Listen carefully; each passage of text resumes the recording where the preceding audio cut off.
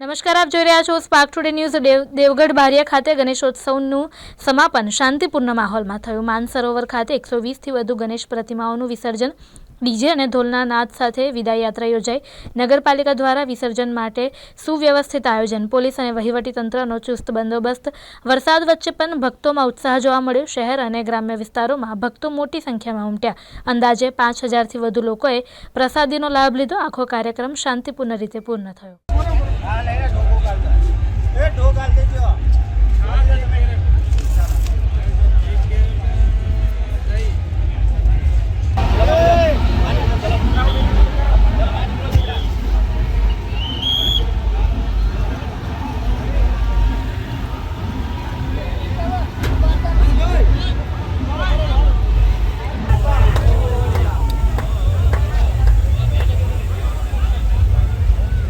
Jika